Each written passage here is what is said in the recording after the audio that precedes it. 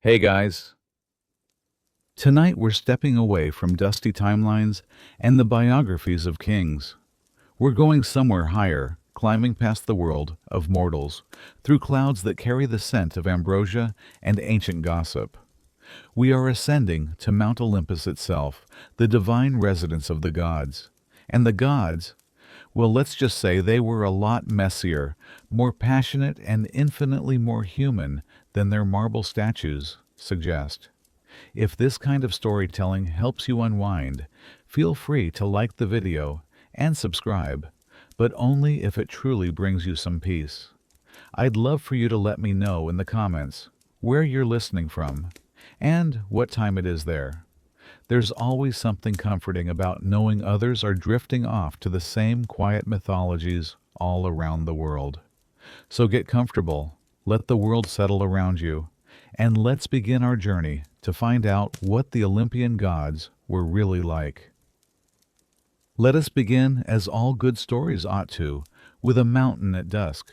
Not just any mountain, mind you, but Mount Olympus, the divine residence of the gods, where the clouds gather like courtly drapery, and the air smells faintly of ambrosia, and perhaps, on occasion, burnt offerings wafting up from the mortal world far below. It stands tall and regal on the northern frontier of ancient Greece, its summit so often hidden by mist that it seemed only natural to assume someone or something must be living up there. In truth, Olympus is a very real mountain, the highest in Greece, actually rising to just under 10,000 feet. But to the ancient Greeks, it wasn't merely a collection of rocks and ridges. No, it was sacred geography. It was the celestial seat of power, draped in ever-changing light and ever-watchful silence. They saw it not as something to be climbed, but to be revered, a divine penthouse, if you like, with rather exclusive tenants. And those tenants are, yes, the Olympians. 12 gods and goddesses, give or take a few, depending on which myth you believe and how generous you're feeling with the seating arrangements. Together, they form the core of the ancient Greek pantheon, capricious, passionate, thunderous, petty, and brilliant. They were worshipped, feared, and occasionally gossiped about for centuries, quite like celebrities really, if celebrities could hurl lightning and turn people into olive trees. But before we meet them individually, let's linger a little on the setting. For it's twilight on Olympus, the hour when the golden light fades gently behind marble colonnades, and divine banquets are just beginning.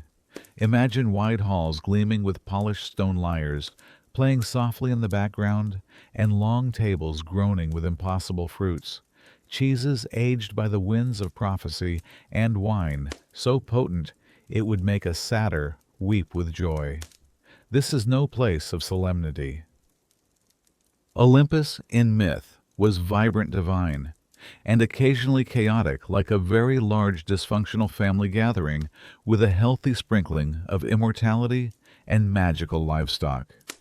The kind of place where someone is always playing a harp and someone else is always dramatically storming out. Now, if you're imagining marble floors and ionic columns, you're not entirely off base, but don't expect a neatly cataloged palace blueprint. The earliest Greek poets, Homer and Hesiod, speak of radiant halls and cloud gates, but they weren't exactly architectural draftsmen. What we're given is a suggestion of immense beauty, shimmering materials, and eternal comfort halls of bronze and gold courtyards paved with sunlight, feasts that never end, and fountains that sing. It's less of a building and more of a heavenly ambiance. And what's a good ambiance without a menu? You'll be pleased to know the gods dined rather well. Their diet consisted primarily of two things: ambrosia and nectar. Not to be confused with a posh London cafe ambrosia was said to be the food of immortality. What it actually tasted like depends on the source. Some say honeyed bread, others a kind of fragrant perfume you absorbed through your very essence, which frankly sounds more like skincare than a starter. Nectar, its liquid companion, flowed like sunlight in a chalice served in cups of gold. It kept everyone in a perpetually divine state of health, youth, and likely a mild buzz. The gods didn't age, they didn't get ill. They didn't suffer the usual indignities of mortal life, apart from emotional outbursts, which, if anything, they had in abundance. The divine lifestyle was not without its duties, however. Each god had a portfolio, so to speak. Zeus, for example, handled thunderstorms, law, and infidelity. Poseidon had dominion over the sea, earthquakes, and moody trident waving. Athena took care of wisdom, war strategy, and glowering from behind shields. Each Olympian had their domain, and while some took their roles seriously, others used them as an excuse to meddle in mortal affairs or skip staff meetings altogether. One might imagine that a day on Olympus involved quite a lot of sitting around looking powerful, which, to be fair, it probably did. But it also meant making decisions. Would a hero succeed in his quest? Would a city be blessed with rain or buried under ash? Would a mortal's prayer be answered or ignored? The gods were not bound by logic. They were divine after all.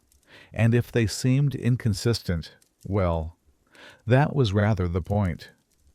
The world was unpredictable, and so were its rulers. From their cloud-wrapped thrones, the gods watched mortals go about their business with varying degrees of interest.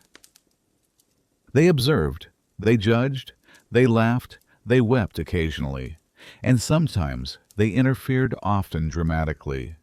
The line between gods and mortals, you see, was not quite so firm in ancient Greek thought. The gods were not distant deities, unreachable and abstract. They were near familiar and emotionally turbulent. They could take human form, walk among us, fall in love, or lust more often, and produce heroes with a knack for slaying monsters and starting wars. Their children became demigods, whose lives were extraordinary, but seldom long. But Olympus itself was different. It was the place the gods returned to, a safe haven above the chaos of the world.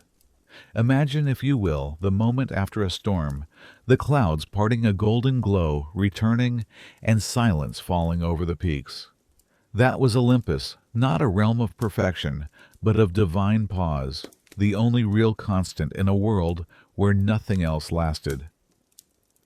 We begin tonight with the sound of distant thunder, not the kind that announces a storm, mind you. No, this one rolls in slow and steady, like a drum beat from the heavens, accompanied by a flicker of lightning that's more theatrical than threatening. You see, when Zeus makes an entrance, he does enjoy a bit of atmosphere. Zeus, king of the gods, ruler of Olympus, lord of thunder, rain, and the celestial order, and incidentally, one of the most complicated family men in all of mythology, which, considering his company, is really saying something. But let's not start with his scandals just yet.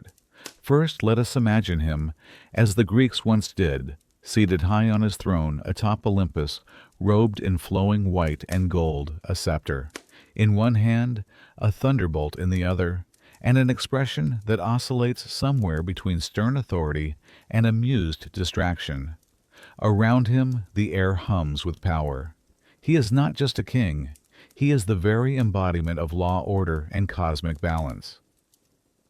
Most of the time, Zeus did not inherit Olympus by luck. His story begins in the deep past, long before there were temples, poets, or polite prayer. Born to the Titans, Cronus and Rhea, Zeus was the youngest of 6 children, and the only one not immediately swallowed at birth. Yes, swallowed. Cronus, their father, had a nasty habit of eating his offspring to avoid a prophecy that he would be overthrown by one of them. It's the sort of parenting style that usually lands one on a watch list, but this was a different time.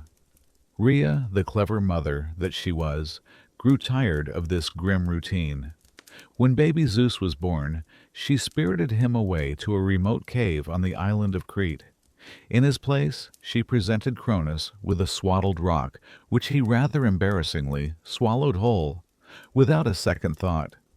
Meanwhile, far from his father's ravenous appetite, Zeus grew up hidden and safe. He was raised by gentle nymphs, suckled by a magical goat named Amalthea, and protected by a band of divine warriors, the Curetes, who clashed their spears and shields to muffle his cries, ensuring his location remained a secret from the paranoid king of the Titans. Imagine that nursery, the constant rhythmic clang of bronze on bronze, the bleating of a mythical goat, and the whispers of nymphs, all mingling in a sun-dappled cave, while a future king grew into his power. It was a noisy upbringing, but an effective one, for Zeus was not just surviving, he was waiting, and the world was waiting with him for the storm that was to come. When Zeus came of age, he did what any ambitious son of prophecy might do. He returned to claim his throne. He didn't arrive with an army, not at first. He came with a plan. Disguised, he managed to become his father's cupbearer, and with a bit of divine trickery, served Cronus a special tonic, a mixture of wine and mustard, some myths say. The concoction was potent, and had the immediate, rather dramatic effect of forcing Cronus to disgorge everything he had swallowed. One by one, Zeus's siblings emerged from their father's belly, not as infants, but fully grown and understandably furious. First Hestia, then Demeter, then Hera, followed by Hades and Poseidon. The original dysfunctional family was reunited, and they had a score to settle. What followed was a divine rebellion, known as the Titanomachy, the War of the Titans. For 10 long years, the younger gods, the Olympians, waged a cosmic battle against the old order. The war shook the very foundations of the universe. Mountains were torn from their roots and hurled across the sky, the seas boiled, and the heavens themselves echoed with the clash of immortal wills. For a long time, the war was a stalemate. The Titans were powerful, ancient, and entrenched. But Zeus was clever. He learned of other older powers imprisoned deep within the earth by Cronus the Cyclopes, master craftsman with a single blazing eye, and the Hecatoncheires giants with 100 hands each. Zeus descended into the darkness of Tartarus and freed them. In gratitude, the Cyclopes forged incredible weapons for the 3 brothers, a helm of darkness for Hades, a mighty trident for Poseidon, and for Zeus, the most powerful weapon of all, the thunderbolt. Armed with this new power, Zeus turned the tide of the war. He ascended to the highest peaks of Olympus and unleashed a storm of divine fury. His thunderbolts tore through the sky with blinding light, striking down the Titans. The 100-handed giants joined the fray, hurling boulders with such force that the Titans believed the mountains themselves were falling upon them. The old order crumbled.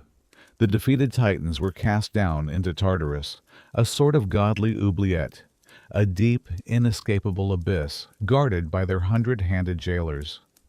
Olympus was claimed, and Zeus, through cleverness, courage, and it must be said, a knack for dramatic timing, became the undisputed king of the gods. His reign was not inherited, it was won. As King Zeus wasn't merely a figurehead. He governed the skies, yes, but his domain also extended to the abstract principles that held the mortal world together. He was the god of oaths and hospitality, the enforcer of divine law and cosmic justice. If someone broke a sacred promise, it was Zeus they feared. If a stranger arrived at your door, you offered them food and shelter in Zeus's name. In many ways, he was the god of social glue, the one who ensured civilization didn't unravel, even if his own household was often teetering on the brink. Now, if you'll forgive a brief aside, no discussion of Zeus is complete without addressing his, shall we say, romantic entanglements. Zeus, it must be admitted, had a wandering eye and a wandering foot, and on occasion a complete change of species. His liaisons with mortal women, nymphs, and quite a few goddesses form a veritable catalogue of ancient myths.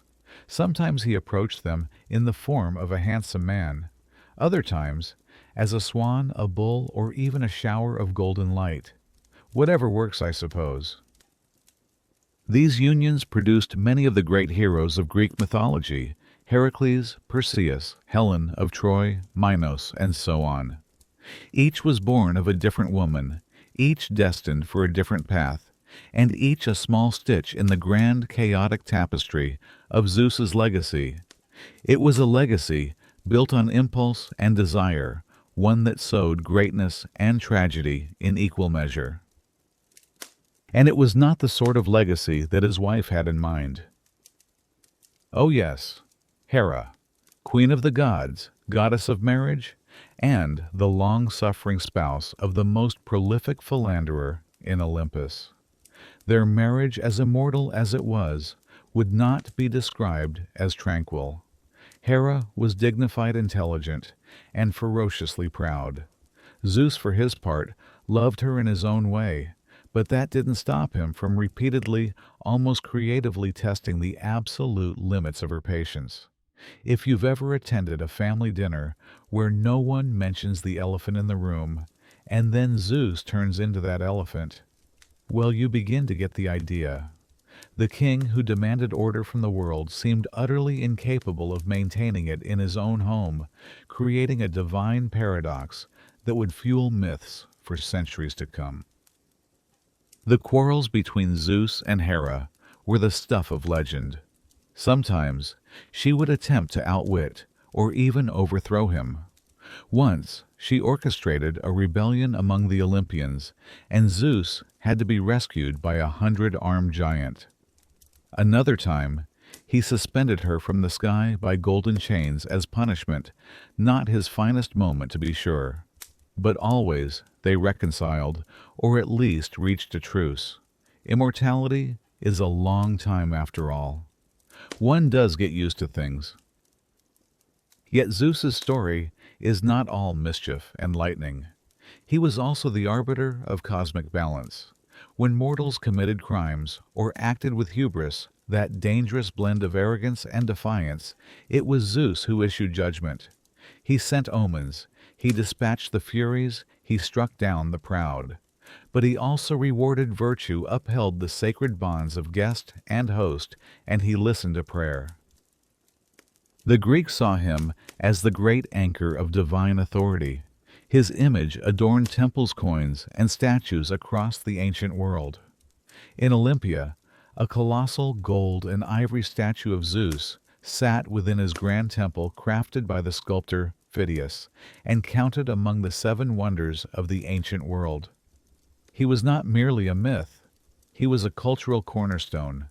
And yet, there's something very human about him, isn't there? For all his thunderbolts and grandeur, Zeus often behaved like an exasperated father, trying to keep a house full of eccentric children from setting the curtains on fire. He was a divine soap opera, and Zeus was both director and reluctant lead. Settle in now. The lamps are low, the fire is quiet, and tonight we turn our attention to Hera, queen of the gods. You've already met her husband Zeus in all his thunder-tossing, shape-shifting glory. But Hera is something quite different. Not a ruler of the skies, not a wielder of storms, but the quiet and steady heart of Olympus, and on more than one occasion the source of a sharp look that could turn a lesser deity to stone. She was and remains the goddess of marriage, of women, of childbirth, and of regal dignity. But Hera is not merely domestic. She is not gentle in the way springtime is gentle. She is fierce, enduring, intelligent, and more than capable of making her displeasure known. Her story, like that of her siblings, begins in darkness. She was the daughter of Cronus and Rhea, swallowed at birth and later freed when Zeus tricked their father. When the new order was established, Hera emerged not just as Zeus's consort, but as his equal in divine authority. She was not merely Zeus's wife. She was the queen of Olympus, crowned in her own right. Their courtship was in itself a myth of persistence and trickery. Zeus pursued her relentlessly, but Hera, cautious and proud, was not so easily impressed. She resisted his advances until he employed one of his more peculiar strategies, disguising himself as a helpless, shivering cuckoo bird caught in a storm. Touched by pity, she cradled the bird to warm it, at which point he transformed back into himself, and in classic divine fashion seized his opportunity. It's not exactly romantic by modern standards, but in the mythological world, it was practically a sonnet. Their marriage, however, was far from idyllic. Hera, the goddess of marriage itself, found herself bound to a husband whose fidelity was about as stable as a chariot with one wheel. Zeus's dalliances with mortal women nymphs and other goddesses became the stuff of legend and tragedy, and each time he strayed, Hera's response was not silence or resignation. It was vengeance measured precise and often deeply poetic. But let us be fair. Hera's anger wasn't blind rage. It was rooted in dignity, in a deep sense of what was proper, sacred, and just. She was the goddess of a sacred vow, and she took her work seriously. When she punished, she did so with the calm certainty of a queen upholding order in a realm that seemed determined to unravel. Consider, for instance, the tale of Io, a mortal priestess whom Zeus fancied. When Hera came, sniffing around, Zeus panicked and turned Io into a beautiful white cow. Hera, of course, saw right through this bovine charade. She accepted the cow as a gift ever so graciously, and then appointed Argus a giant with 100 eyes to guard her. Not the subtlest move, but effective. Zeus, desperate, sent Hermes to lull Argus to sleep with stories and music. Once all 100 eyes had closed, Hermes dispatched him. Furious Hera retrieved the eyes of her loyal servant and placed them onto the tail of her sacred bird, the peacock, a detail that endures in its plumage to this day. That's the thing about Hera. She didn't forget. She memorialized. Hera's most famous vendetta was waged against Heracles, one of Zeus's many sons, by another woman. She hated him from the moment he drew breath. She sent serpents into his cradle. She drove him to madness that caused him to kill his own family, and she placed obstacles in his path at every turn during his 12 labors.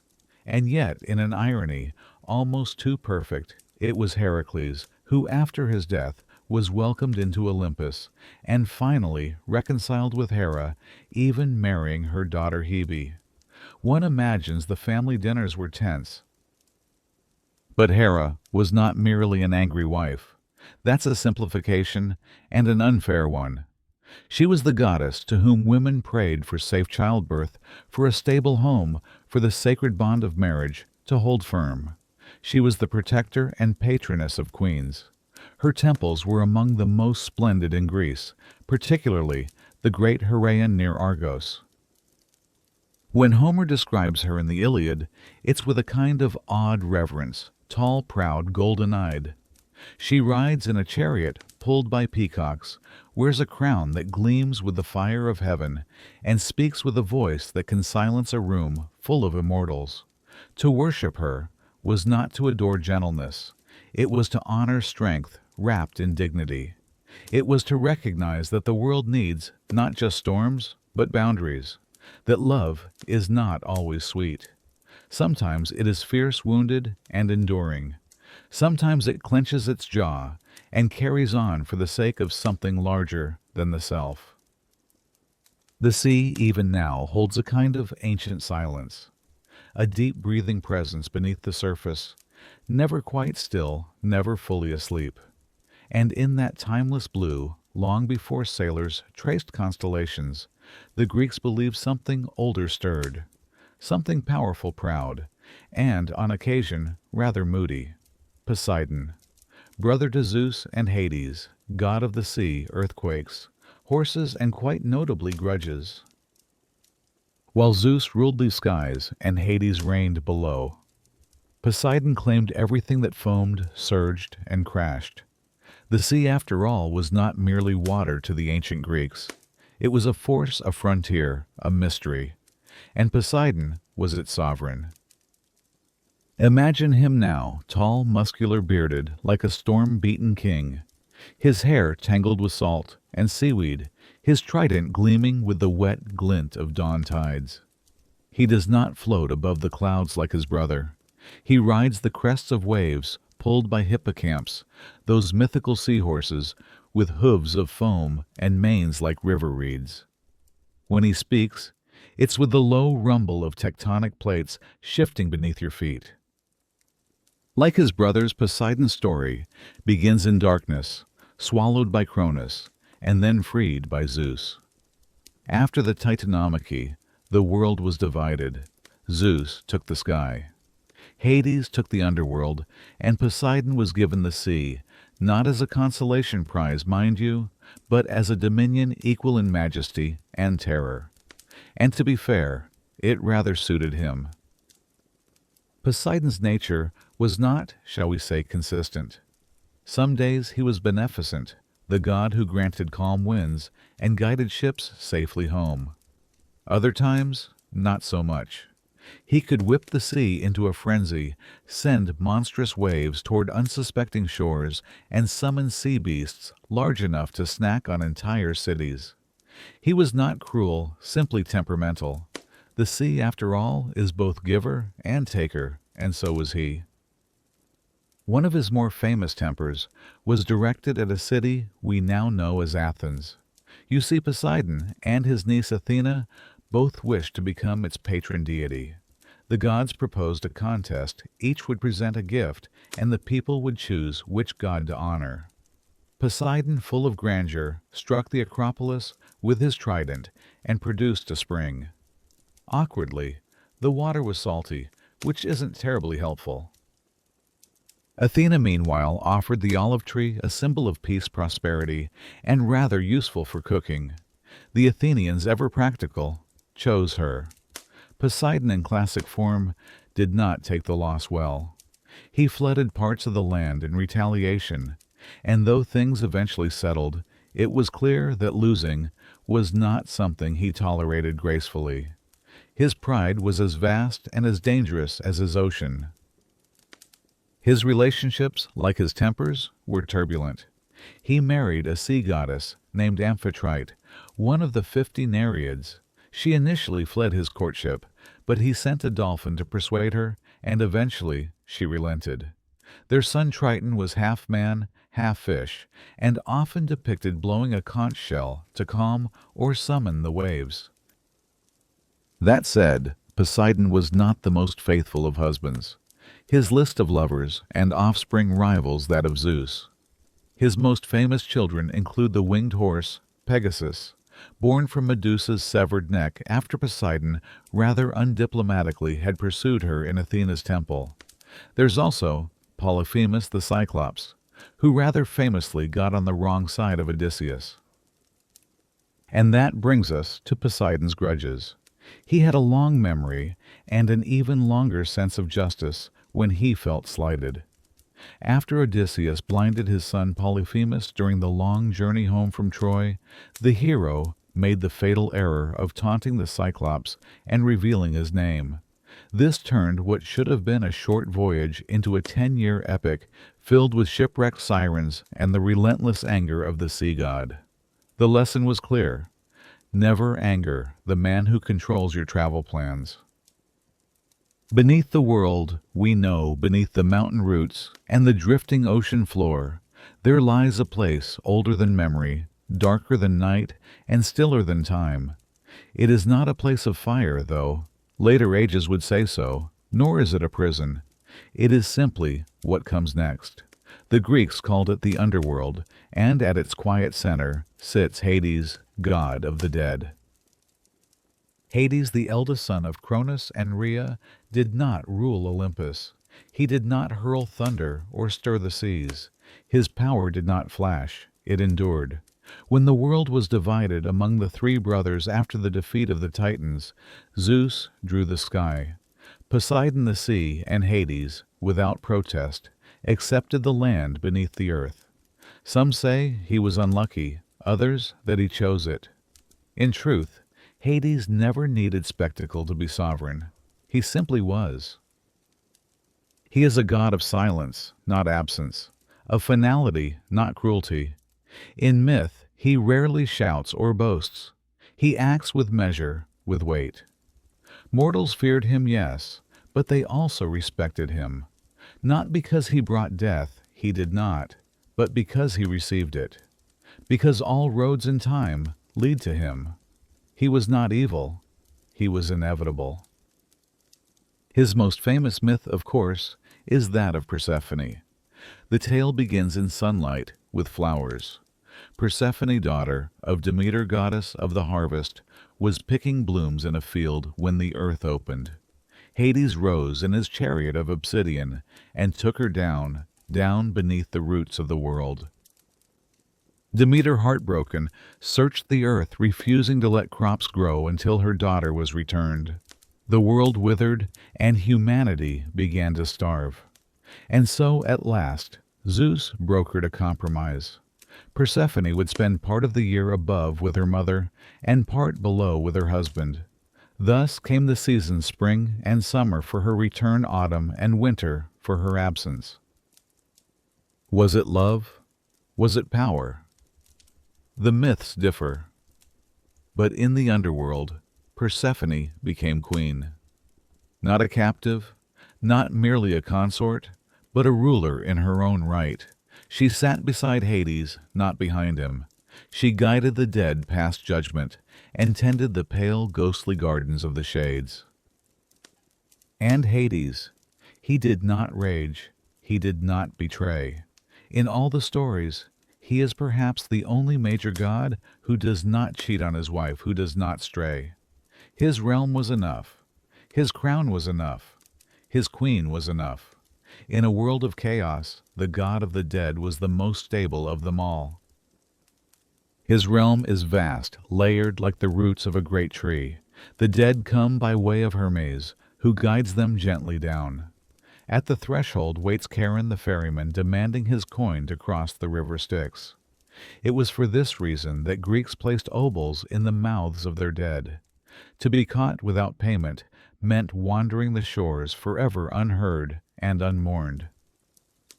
The underworld has many rivers: Acheron, the river of pain; Cocytus, the river of wailing; Phlegethon, which burns with fire but does not consume; and Lethe, the river of forgetfulness, whose waters wash the mind clean of its past life. The dead are judged by three ancient kings, Minos, Rhadamanthus, and Aeacus. Most souls go to the asphodel meadows, where they drift in a dreamless, neutral peace. A few, the wicked, descend to Tartarus, the deepest pit where punishment suits the crime. And a rare few, the most noble heroes, ascend to the Elysian fields, a place of music, sunlight, and soft breezes, where even in death the good may breathe freely. This realm is Hades' charge. He is often called Pluton, the Rich One, for all things beneath the earth belong to him: gold, silver, precious stones, and the seeds in the soil. From him come not only endings, but beginnings. They say she was born not in the ordinary way, but from a headache, a rather severe one. Zeus, as the story goes, had swallowed her mother Métis, the goddess of wisdom, because it had been foretold that she would bear a child mightier than he. Problem solved, he thought. But divine digestion is rarely the end of a tale. One day Zeus began to suffer an unbearable pain in his skull. The gods gathered, suggestions were made, but nothing worked. Eventually, Hephaestus, ever practical, struck Zeus's head with a mighty axe. Out sprang Athena. She emerged not as a child, but fully grown and fully armed, a spear in one hand and a shield in the other. She let out a battle cry that echoed across Olympus, a dramatic entrance even by divine standards. Athena, goddess of wisdom, war strategy, crafts and reason, arrived not as a baby, but as an idea, made flesh poised calm, and already thinking 3 moves ahead. From her first breath, she demanded the respect of gods and mortals alike. Her presence on Olympus was distinct. Unlike many of her peers, Athena was not known for tempestuous love affairs or dramatic feuds over vanity. She was measured, exacting, and rather fond of logic. In a realm of passion and power, she was principle personified. Her approach to war was nothing like her brother Ares's bloodlust. She preferred tactics, planning the application of intelligence to conflict. She represented the mind in battle, not the frenzy. She advised heroes rather than charging in herself. Odysseus in particular earned her favor. His cunning, his guile, his talent for words over weapons, all were qualities she prized. She guided him home through storm and strife, always the voice of reason, whispering beneath the chaos. This preference for wisdom over brute force is best seen in the contest for Athens. While Poseidon offered a dramatic but useless saltwater spring, Athena pragmatically planted the first olive tree, offering shade, food oil, and wood. All from one gift. The Athenians chose her, and from then on, Athena became the guardian of their identity. Her temple, the Parthenon, still crowns the Acropolis today, its columns watching the Aegean like sentinels of marble, a testament to her enduring spirit. But wisdom is not always gentle. Athena could be uncompromising, and when insulted, her wrath was cold and enduring. Take the tale of Arachne, a mortal weaver whose skill was so great she dared to claim superiority to the goddess herself. Athena, not known for indulging arrogance, challenged her to a contest. Arachne's tapestry was flawless, even daring to depict the gods in their less flattering, scandalous moments. Athena, though privately impressed, could not abide the disrespect. She tore the tapestry to shreds and struck Arachne down. But in a moment of poetic judgment, she transformed the girl into the first spider destined to weave forever. This balance of pride and precision defined Athena. She upheld honor, but never shied from asserting her place. Curiously, she remained a virgin goddess, not in prudishness, but in independence. She did not marry, she did not pursue or yield to pursuit. Her loyalty lay with principle, not passion. This lent her a certain clarity, a steadiness untouched by the usual romantic entanglements that ensnared her peers. She stood alone, and from that solitude came strength. Even her friends knew to tread carefully. Firm but fair, that was her way. Now we turn from the singular thrones of Olympus to a story of two, a bond forged in persecution before either had drawn their first breath. They are the divine twins Apollo and Artemis, sunlight and moonlight opposites and echoes. Their story does not begin in a golden hall, but in the desperate flight of their mother Leto.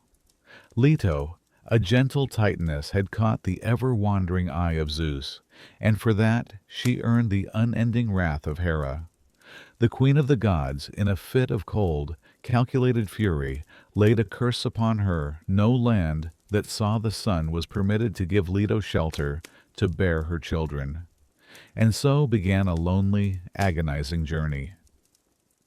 Imagine Leto, heavy with divine twins, wandering the length and breadth of ancient Greece. She walked through the fertile plains of Boeotia, where the earth itself seemed to shrink away from her, the trees withholding their shade, the rivers whispering their apologies as they refused her a place to rest. She climbed the rocky hills of Attica, her feet sore, her heart heavy, with a fear that was not for herself, but for the unborn lives within her. The world, in its terror of Hera, had become a prison with no walls. Every city gate was closed to her, every island shore pushed her back into the sea. She was an exile from the very ground beneath her feet, a living testament to the cruelty of a queen's jealousy. For months, she drifted a solitary figure against a landscape that offered no welcome, the sun a constant reminder of the curse that followed her. But there was one place beyond Hera's decree, a piece of land that was not truly land at all. It was a barren, rocky island, once a nymph transformed and cast into the sea that drifted aimlessly upon the waves. Its name was Delos, the wandering island. It had no roots, no fixed place under the sun, and so it was not bound by Hera's curse. Taking pity on the tormented titaness, Delos offered itself as a sanctuary. As Leto stepped onto its rocky soil, 4 great pillars rose from the seabed to anchor the island in place, finally giving her a home. There, beneath a solitary palm tree, her long ordeal reached its climax. The goddess of childbirth, at Hera's command, refused to attend her, prolonging her labor for 9 days and 9 nights. Yet she was not entirely alone. The other goddesses gathered, offering what comfort they could. Finally, Artemis was born, and in her first act as a new goddess, she, the newborn, helped her exhausted mother deliver her twin brother, Apollo. From the very beginning, Artemis was a protector, a goddess of aid and strength. As Apollo emerged, radiant and golden, the island of Delos, once gray and barren, burst into bloom, covered in flowers and shimmering with a golden light. Swans circled the island 7 times, singing in celebration. The twins had arrived born of sorrow and endurance, forever bound by the shared memory of their mother's lonely journey. They were different from the start, one of the wild night, the other of the orderly day, but they were 2 halves of a single defiant miracle. Apollo, from the moment of his birth, was a god of blinding brilliance. He was reason, harmony, and light personified. While his sister Artemis claimed the untamed wilderness, Apollo sought to bring order to the world through music, poetry, and prophecy. His journey to godhood was not one of conquest in the way of his father, but one of establishing centers of divine knowledge and culture. His greatest ambition was to found an oracle, a place where mortals could hear the will of Zeus spoken through him. His search led him to the rocky slopes of Mount Parnassus, to a place called Pytho, which would later be known as Delphi. But this place was not empty. It was guarded by a monstrous serpent, a chthonic dragon named Python, a child of the earth goddess Gaia. The Python was an ancient power, a remnant of the old chaotic world before the Olympians. It coiled in the darkness of a deep chasm, its scales like stone, its breath a foul vapor that was said to inspire visions. To build his temple, Apollo had to first confront this primal terror. The battle was immense. The great serpent rose from its fissure, its hiss echoing through the mountains. But Apollo, armed with his silver bow, was relentless. He rained down 100 arrows upon the beast, his aim unerring, until the python lay dead, its dark blood seeping into the sacred soil. With this act, Apollo claimed the site not just as a conqueror, but as a purifier, replacing the old dark magic of the earth with the new clear light of Olympian reason. It was here he established the Oracle of Delphi, the most famous and revered oracle in all the ancient world. At its heart sat the Pythia, a priestess who would sit upon a golden tripod placed over the same chasm where the python had died. She would breathe in the sweet-smelling vapors that rose from the earth, the decaying breath of the serpent, some said, and enter a trance. In this state, she would channel the words of Apollo, speaking in riddles and cryptic verses that pilgrims would carry back to their kings and cities to be puzzled over for generations. The oracle's influence was enormous, guiding declarations of war, the founding of colonies, and the fates of heroes. It was the center of the Greek world, and Apollo was its voice. His other great symbol, the lyre, also came to him through a contest of wills, though a much more charming one. On the day of his birth, his infant half-brother Hermes slipped out of his crib and stole Apollo's sacred cattle, cleverly disguising their tracks. When Apollo, furious, finally tracked the baby trickster down, he found Hermes innocently playing a new invention, a musical instrument crafted from a tortoise shell and gut strings. The sound was so enchanting, so full of harmony and beauty, that Apollo's anger melted away. He traded his entire herd of cattle for the small instrument. The lyre became his constant companion, a symbol of his power to create harmony from chaos, to turn the raw emotions of the soul into the structured beauty of music and poetry. For all his brilliancy, for all his association with clarity music and healing, Apollo cast a long and often tragic shadow. The god of light was himself not immune to darkness, particularly in matters of the heart and of pride. He loved often, but his loves almost always ended in disaster, as if his own radiant intensity was too much for the mortal world to bear. His most famous pursuit was that of the nymph Daphne. The myth begins not with love, but with arrogance. Fresh from his victory over the Python, Apollo mocked Eros, the god of love, for carrying a bow and arrow, claiming such weapons were his alone. To teach the sun god a lesson, Eros drew 2 arrows. The first, tipped with gold, struck Apollo, filling him with an uncontrollable passion for Daphne. The second, tipped with lead, struck the nymph, filling her with an equally powerful repulsion. And so began a desperate chase. Apollo, consumed by a love that was not his own, pursued her through the forest, calling out promises, his divine pleas, echoing through the trees.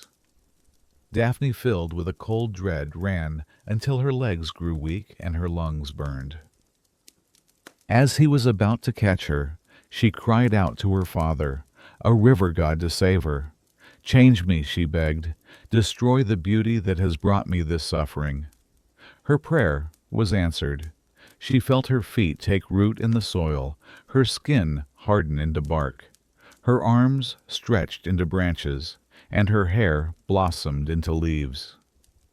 When Apollo finally reached her, he embraced not a nymph, but a laurel tree. Heartbroken, he declared the laurel his sacred tree. He would wear its leaves as a wreath upon his head, a constant green and growing memorial to the love he could never have. It was a crown of victory and of loss, a symbol of his eternal grief. His wrath, when provoked, was even more terrifying. When Niobe, the queen of Thebes, boasted that she was more blessed than Leto because she had 14 children, while the goddess had only 2, she sealed her family's fate. Leto complained to her twins, and their response was swift and silent. From the sky, Apollo, with his silver bow, shot down Niobe's 7 sons as they practiced athletics in a field. At the same time, Artemis, with her golden bow, killed her 7 daughters. They did not rage. They were as precise and as cold as fate itself. Niobe, left childless in an instant, fled to a mountaintop, where she wept until the gods, in a final act of pity, turned her to stone.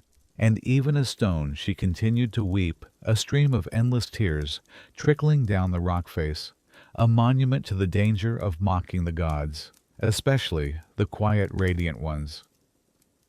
While her brothers strode into sunlit plazas, head held high, Artemis turned her back on the world of men and cities. She found her temple in the untamed wilderness, under the silver gaze of the moon. She is the goddess of the hunt, the wild, the liminal spaces, where civilization ends and something older, quieter begins. To understand her, you must first imagine the world through her eyes. Picture the deep, silent forests of Arcadia. At midnight, the air cool and smelling of pine and damp earth. See the moonlight filtering through the canopy, dappling the forest floor in shifting patterns of silver and black. Hear the snap of a twig, the call of an owl, the silent passage of a deer through the undergrowth. This is her sanctuary. This is where she is most herself. From a young age, sitting on her father Zeus's knee, she asked for her domain. She asked not for a city or a throne, but for all the mountains of the world to be her home. She asked for a silver bow and arrow, a pack of swift hounds, and a tunic short enough for her to run in. And she asked for eternal maidenhood. This choice to remain a virgin was not about purity in a moral sense. It was about absolute independence. It was a declaration that she belonged to no one, not to a husband, not to a king, not even to the expectations of the other gods. Her power came from this self-possession. She was whole, complete, and untouchable. Her companions were nymphs, who had also sworn off marriage, a band of wild, free-spirited maidens who roamed the forests with her. They hunted, they danced, they slept under the stars, far from the politics and passions of Olympus. She was their protector, and she guarded their shared solitude fiercely. She is often called the mistress of animals, and her relationship with the creatures of the wild was complex. She was the huntress who brought them swift death, but she was also the one who protected the young and the vulnerable. She would punish any mortal who killed a sacred animal or hunted a pregnant beast. She embodied the natural cycle of life and death, the necessary, unsentimental violence of nature, but also its fierce protective instinct. To walk in her woods was to enter a different kind of reality. Time moved differently there, marked by the phases of the moon, not the sun. The rules of men did not apply. Here a woman could be powerful without a man. Here the wild was not something to be conquered, but something to be respected. Artemis did not speak often. Her presence was felt in the hush of the forest, in the cold light of the moon, in the sudden, sharp focus of a predator. She was the stillness before the arrow is released, the silent observer in the trees, a goddess not of grand pronouncements, but of quiet, deadly, and beautiful precision. The quiet wilderness that Artemis guarded was governed by a single, unbreakable rule: it was to be respected. For all her association with maidenhood and the protection of the young, her wrath when her boundaries were violated was among the most terrifying in the pantheon. Her punishments were not loud or fiery like Zeus's. They were cold, poetic, and absolute, often turning the nature of the offender against them.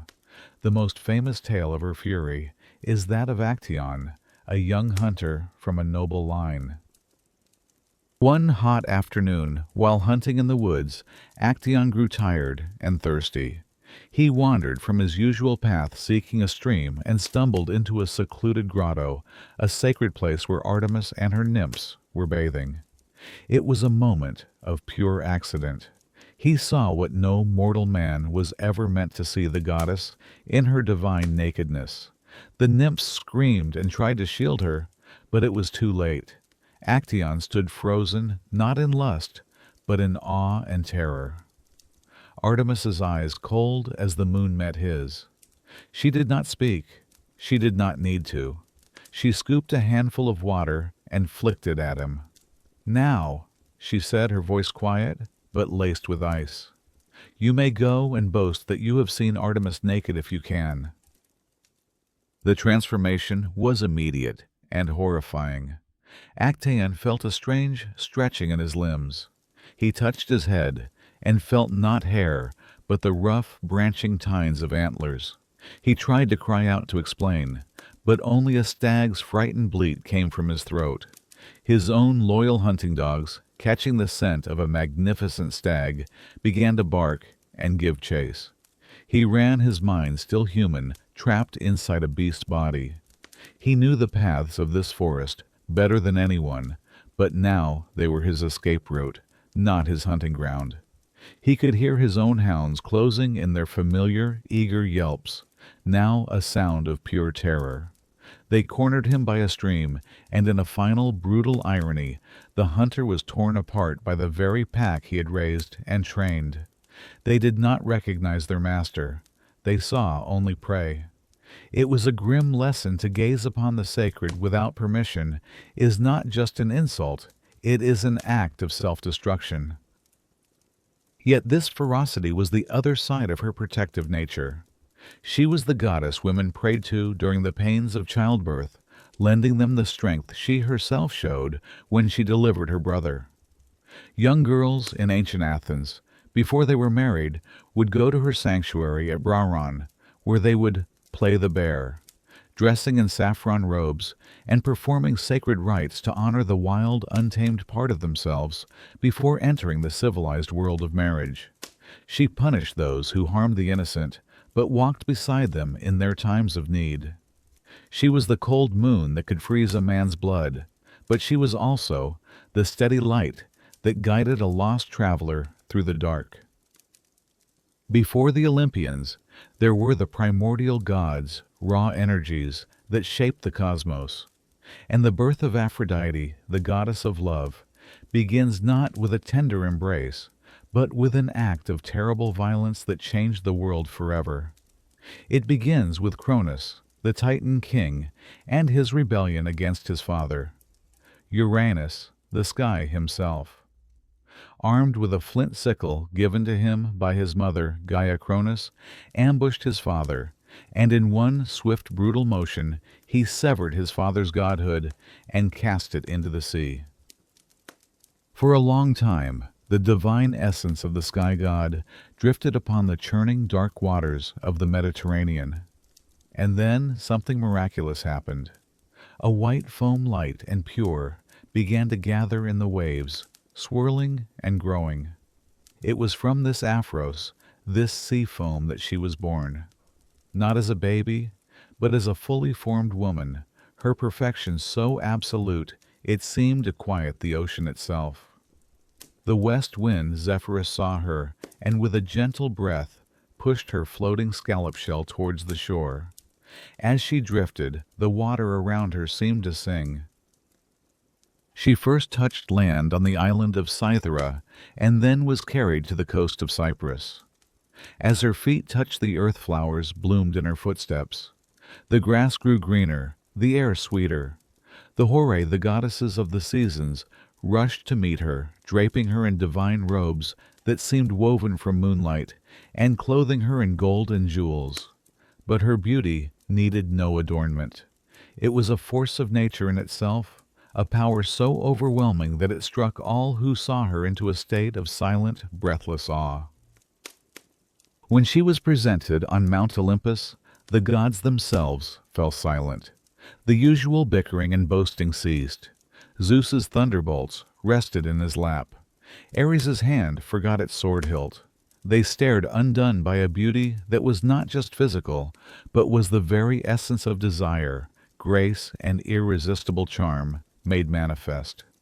This was not a goddess who would need to fight for power or scheme for a throne. Her power was in a single glance, a soft smile. She was love, but not just the gentle romantic love of mortals. She was the primal cosmic force of attraction that pulls the universe together, the irresistible urge that ensures life continues. She was dangerous and divine, beautiful, and utterly terrifyingly potent. From the moment she arrived, Olympus would never be the same, for she brought with her the most glorious and chaotic force of all desire. The arrival of Aphrodite on Olympus was both a blessing and a crisis.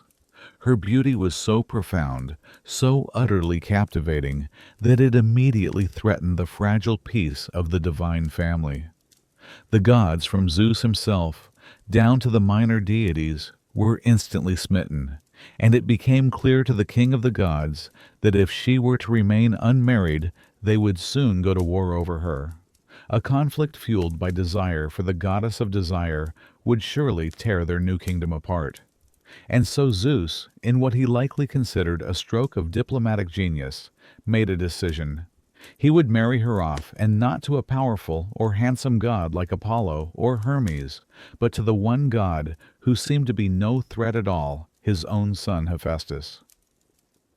It was a cruel, if practical, pairing. Hephaestus was the god of the forge, the divine blacksmith. He was hard-working, ingenious, and utterly devoted to his craft. He was also, by Olympian standards, hideous, lamed from birth, or perhaps from being thrown from Olympus by one of his parents. He walked with a limp. His face was often covered in soot. His hands calloused his body, powerful, but bent from long hours over the anvil. He was the god of creation, of things made with sweat and effort. Aphrodite, by contrast, was the goddess of effortless grace. She was born perfect from the sea foam, a creature of beauty that simply was without trying. The marriage was a wedding of opposites, and it was doomed from the start. One can only imagine their life together. Hephaestus, earnest and adoring, would forge her the most exquisite jewelry in the cosmos, golden filigree that moved like living things, pearls that shimmered with the light of the deep sea. He built her a magnificent bedchamber full of his finest automatons and wonders. He loved her deeply and truly, with the loyalty of a craftsman for his finest creation. But Aphrodite felt only contempt. She looked at his soot-stained face and saw only ugliness. She heard the clang of his hammer and heard only noise. His world of fire, metal, and toil held no appeal for a goddess born of sea mist and light. She was a trophy wife, and she knew it, given to the safest of the gods to keep the others at bay. She accepted the marriage, for she had little choice, but she never accepted the husband. Her heart and her gaze soon began to wander. She craved passion, not devotion. She wanted the thrilling danger of a warrior, not the steady loyalty of a craftsman. And on an Olympus filled with proud, handsome, and amoral gods, it was not long before she found exactly what she was looking for. The steadiest god had been given the most desired goddess, and the result was not harmony, but a quiet, simmering rebellion that was about to become very, very public. It was almost inevitable that Aphrodite's gaze would fall upon Ares. He was everything her husband was not: handsome, dangerous, arrogant, and the very embodiment of raw physical passion. He was the god of war, and she was the goddess of love. Their domains were intertwined, the two most powerful primal forces that govern mortal life. Their affair was one of the worst-kept secrets on Olympus, a scandalous romance conducted in the shadows, while Hephaestus toiled away in his forge. But the god of the forge was more observant than he seemed. He noticed the lingering glances, the whispered excuses. His heart, already wounded by her indifference, was now broken by her betrayal. But his revenge would not be loud or violent, like Ares. It would be ingenious. Hephaestus returned to his forge, and with all his divine skill, he crafted his masterpiece. It was a net, but a net unlike any other, forged of gold and bronze, yet as fine as a spider's web, and completely invisible. And it was unbreakable. He arranged the net over his marriage bed, a delicate, deadly trap, and then announced that he was taking a trip to the island of Lemnos. No sooner had he left than Ares arrived, and the two lovers fell into the bed, only to have the invisible net drop upon them, ensnaring them completely. They were trapped, helpless, and naked. But Hephaestus had not gone to Lemnos. He turned back, stood in the doorway, and then did something even more humiliating. He called the other gods, all of them. He invited them to come and witness the spectacle, to see how his wife and the god of war had dishonored him. The gods crowded into the chamber, and a great roar of laughter went up. Apollo asked Hermes if he would trade places with Ares, and Hermes cheekily replied that he would, even if there were 3 times as many nets. It was the ultimate humiliation. This same careless power of desire would later plunge the mortal world into war. At the wedding of a mortal king, the goddess of discord, Eris tossed a golden apple into the crowd, inscribed, "To the fairest." Immediately, Hera, Athena, and Aphrodite all claimed it. Zeus wisely refused to judge, and the task fell to a mortal prince, Paris of Troy. Hera offered him power. Athena offered him victory in battle, but Aphrodite, with a knowing smile, offered him the most beautiful mortal woman in the world for his wife, Helen of Sparta. Paris, a young man ruled by his heart, gave the apple to Aphrodite. In doing so, he won her favor, but also the eternal hatred of Hera and Athena, and set in motion the chain of events, the abduction of Helen, the launching of 1,000 ships, and the decade-long Trojan War that would lead to the burning of his great city. All for a golden apple and a promise whispered by the goddess of love. Now we turn to the god who stood beside Aphrodite in that golden net, the one who embodied an energy so different from the others that even they often kept their distance. Ares, the Greek god of war. But it is crucial to understand what kind of war he represented. This was not the cool, calculated strategy of Athena, the war of generals moving pieces on a map. No, Ares was the war of the front lines. He was the thundering heart, the rising scream, the blind charge into chaos. He was the physical, brutal, and terrifying reality of battle itself. He personified thumos, that Greek concept of spirited, animalistic rage. He reveled in the clash of bronze on bronze, the shrieks of dying men, the panicked whinny of horses, and the metallic smell of blood. To the Greeks, he was not a glorious commander, but a force of nature, as unpredictable and as destructive as a wildfire.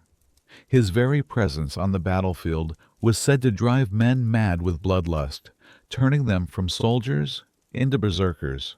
He didn't care who won or lost. He cared only for the slaughter itself. His companions were equally charming.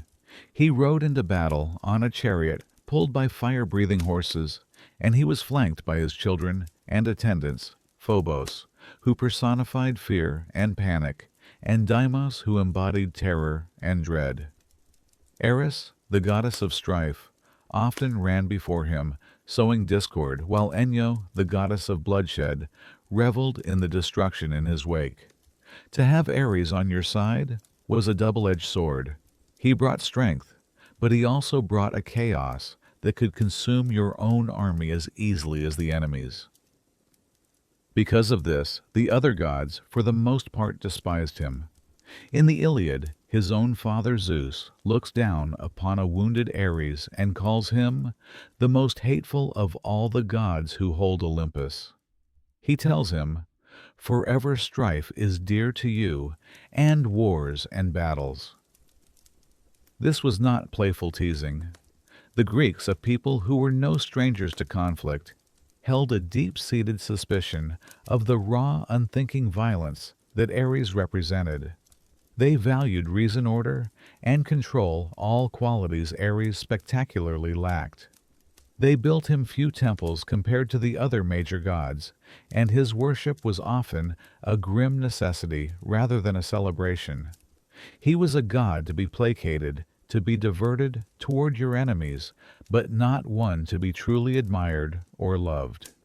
He was a necessary evil, the embodiment of the worst, most brutal aspect of the human and divine condition. The disdain the other gods held for Ares was not simply because of his violent nature. It was also, in a way, because of his surprising lack of success and honor. For a god of war, he was remarkably fallible, often letting his blind rage lead him into humiliating situations. His story is not one of glorious conquest, but of petulant fury and frequent defeat, a fact that made him more of an embarrassment than a respected power on Olympus. The Greeks, it seems, understood that there is a vast difference between being a warrior and simply being a brute, and they encoded this understanding into the very myths of their war god. The most telling example of this occurs within the pages of the Iliad during the Trojan War. While many gods took sides, Ares predictably sided with the Trojans. In one memorable battle, he was confronted not by another god, but by the mortal hero Diomedes. Diomedes, a favorite of Athena, was a brave and formidable warrior, but still only a man. Yet, with Athena's guidance and protection, he did the unthinkable. The goddess invisible rode with him in his chariot, grabbed the spear, and helped him drive it directly into the god of war's stomach. The wound was not fatal, of course, but the divine ichor, the golden blood of the gods, flowed freely. Ares let out a roar of pain so loud it was said to sound like 10,000 screaming men, and immediately fled the battlefield. He ascended to Olympus, not in a blaze of glory, but in a cloud of shame, to complain to his father Zeus. Weeping, he showed Zeus the wound and blamed Athena for his injury. Zeus's response was not one of fatherly sympathy, but of cold dismissal.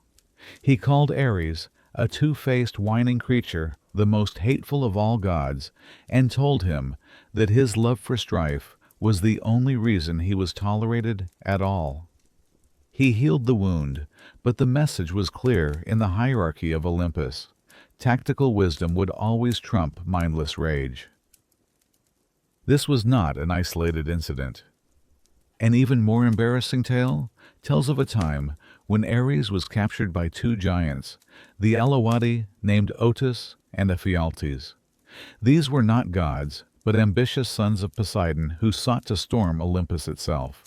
They managed to defeat Ares in battle, and rather than kill him, they bound him in chains and stuffed him into a large bronze jar, a pithos. For 13 long months, the god of war was trapped in this cramped, dark prison. The world was strangely peaceful during this time, with the incarnation of strife locked away. He would have wasted away in there, his cries unheard, had not the giant's stepmother, Erebuia, secretly told the god Hermes what had happened. It was the sly messenger god, not a mighty warrior, who snuck in and freed the weakened, humiliated Ares from his bronze prison. The god of war, the embodiment of martial fury, had to be rescued like a damsel in distress. These stories reveal a crucial aspect of the Greek worldview. They did not glorify war for its own sake. They feared its chaos, and they saw in Ares not a noble warrior, but the embodiment of that unchecked and ultimately self-defeating brutality. While Ares was disdained as a warrior, there was one domain where his passionate nature found a more welcome reception: the arms of Aphrodite. Their love affair stands as one of the central scandals of Olympian mythology, a magnetic and almost elemental attraction between the embodiment of physical violence and the embodiment of physical desire. In this relationship, we see a different side of Ares, not a strategist, not a leader, but a raw, devoted suitor. His love for Aphrodite was perhaps the only truly sincere, uncomplicated emotion he ever displayed. It was a passion that was pure in its intensity, a fire that matched her own, and it offered a stark contrast to the cold, dutiful, and unexciting marriage she shared with Hephaestus. Their secret meetings were a study in contrasts.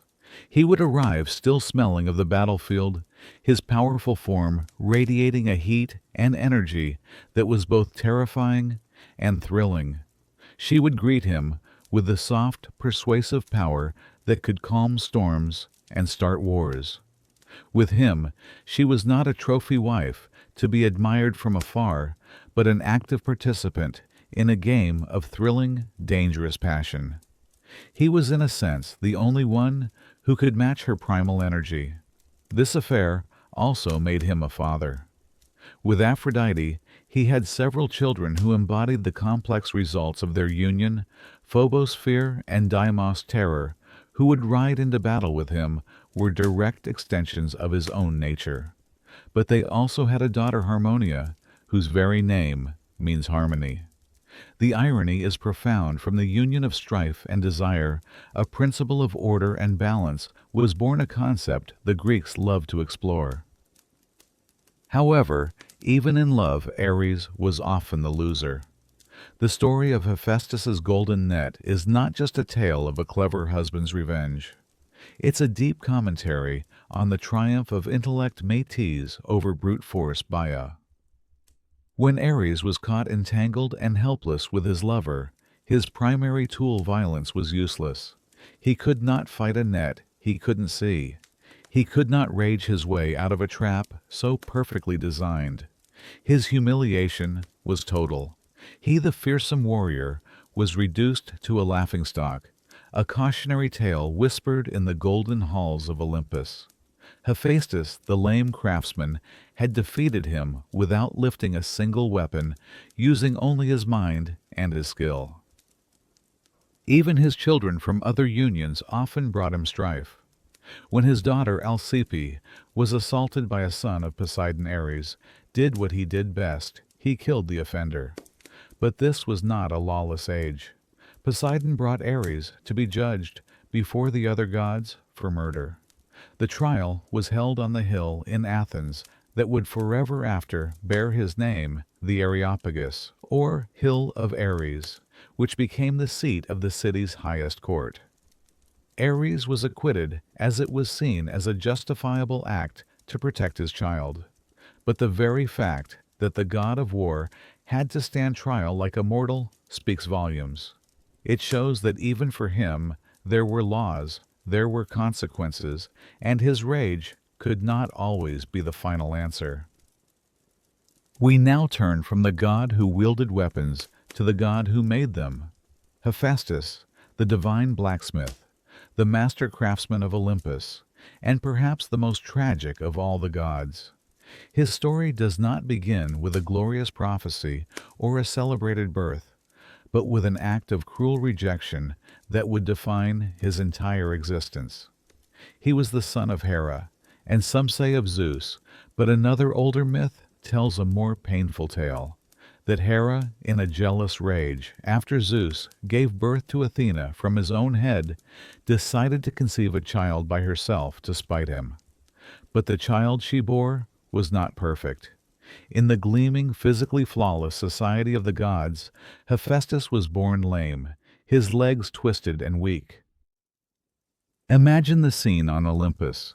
Hera, the proud queen, the embodiment of regal perfection, looks upon her newborn son and feels not love, but shame, disgust. This imperfect creature could not be her child. And so in an act of shocking cruelty, she took the infant and threw him from the great height of Mount Olympus. For a day and a night he fell tumbling through the sky like a discarded toy until he crashed into the endless blue of the ocean. This was his birthright, not a throne, but a fall, not a welcoming embrace, but a violent expulsion from his own home. But the sea was kinder than the sky. He was found by two sea nymphs, Thetis, the future mother of Achilles, and Eurynome. They took the broken child into their care, hiding him away in a grotto deep beneath the waves, a shimmering cave with walls of pearl and floors of sand. It was here, in this underwater sanctuary, that Hephaestus spent his childhood. Far from the judging eyes of the other gods, surrounded by the gentle murmur of the ocean, he discovered his true calling. He found lumps of iron and bronze and a fire that burned deep within the earth. With the shells and coral of the sea floor he began to create. He fashioned beautiful jewelry for his foster mothers, intricate brooches and shimmering necklaces, his hands showing a genius that belied his twisted legs. His pain, his loneliness, his rejection, all of it was poured into his work. The fire of the forge became his companion, the rhythmic clang of his hammer, a substitute for a mother's lullaby. He learned that while his body may be broken, his mind and hands could create a perfection that even the gods who cast him out would come to envy. An alternate version of the myth, perhaps one seeking to soften Hera's cruelty, claims it was Zeus who threw him from heaven. In this telling, a young Hephaestus took his mother's side during one of her furious arguments with Zeus. The king of the gods, enraged at this defiance, grabbed his son by the leg and hurled him from the celestial battlements. In this version, his lameness is the result of the fall, not the cause of it. But either way, the core of the story remains the same. Hephaestus is the unwanted child, the outcast, the victim of his parents' spectacular dysfunction. He is the god who understands suffering, not as a concept, but as the very foundation of his being, a foundation upon which he would build a legacy of fire metal and breathtaking creation. The genius that blossomed in that underwater cave could not remain hidden forever. Hephaestus was the god of invention, the patron of all artisans, and the master of the forge. His creations were not merely beautiful or useful, they were infused with a life and a magic that set them apart from all other things in the cosmos. When he eventually returned to Olympus, he established his great forge in the fiery heart of the volcano of Mount Etna, and it was from this workshop that the wonders of the divine world poured forth. His primary duty was as the armorer of the gods. It was Hephaestus who forged the terrifying thunderbolts that Zeus wielded, capturing the raw power of the storm and binding it into a weapon fit for a king. He crafted the fearsome aegis, the shield or breastplate that both Zeus and Athena would carry, a symbol of divine power that could rout armies. For Poseidon, he created the mighty trident, a weapon capable of shaking the earth and stirring the seas. For Artemis and Apollo, he made their silver and golden bows and arrows unerringly accurate and divinely swift. He was quite literally the power behind their thrones, the silent craftsman whose work enabled their glorious deeds. But his artistry went far beyond weapons. He was a builder and an inventor of unparalleled skill. He constructed the magnificent bronze and gold palaces on Mount Olympus, where the gods dwelt, halls so grand they were a wonder even to other immortals. For himself, he built automatons, mechanical servants made of gold that looked like living maidens. They could walk, speak, and anticipate his needs, assisting him in his forge, their metallic voices a soft hum against the roar of the flames. He even created the first woman, Pandora, whom he fashioned from clay and water, at Zeus's command, sculpting her with such lifelike beauty that she was irresistible to both gods and men. Perhaps his most famous creation, described in breathtaking detail in Homer's Iliad, was the shield of Achilles. When Achilles' mother, the sea nymph Thetis, who had once rescued Hephaestus, came to him to beg for new armor. For her son, he set to work on his masterpiece. This was no ordinary shield. On its surface, Hephaestus depicted the entire world of men in miniature. He forged the earth, the sky, and the sea. He wrought the sun, the moon, and all the constellations. He created two great cities, one at peace, filled with scenes of a wedding feast, a marketplace, and a court of law.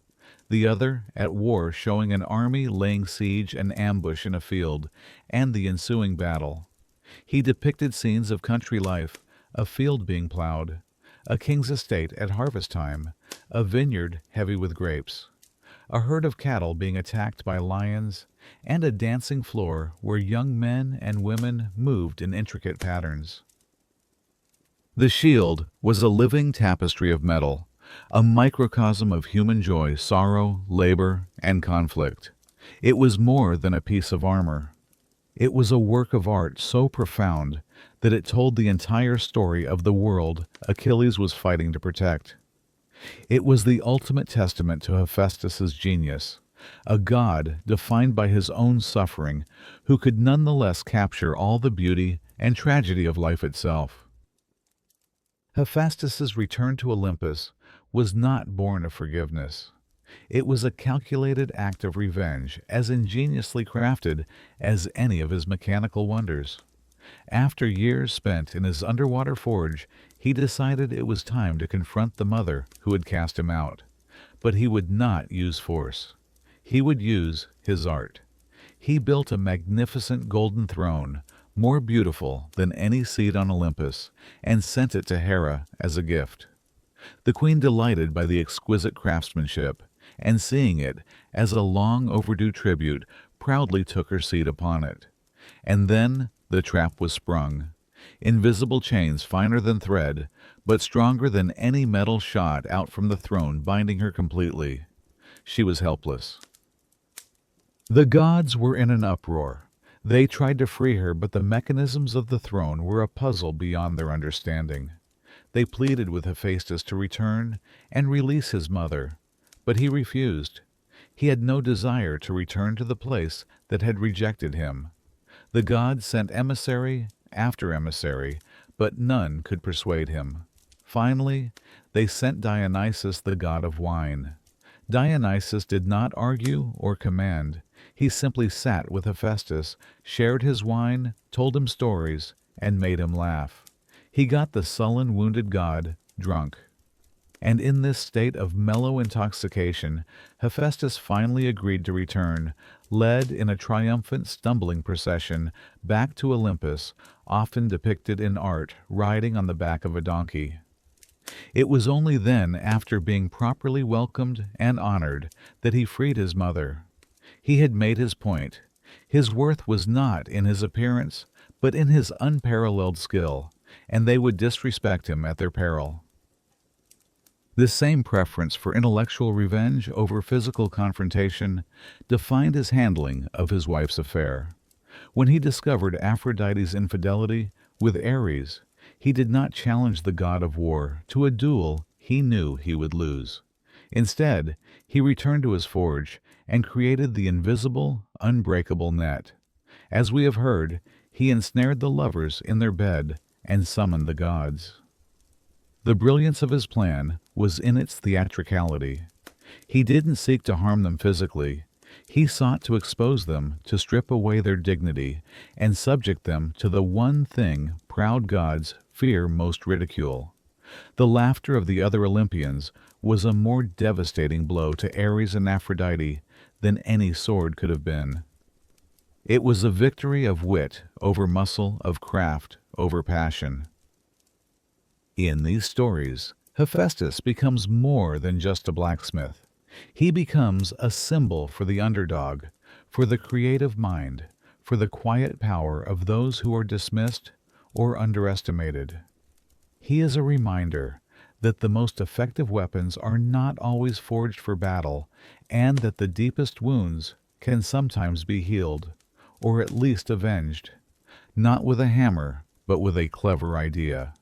He is the quiet, laboring heart of Olympus, and in many ways the most relatable of all the gods.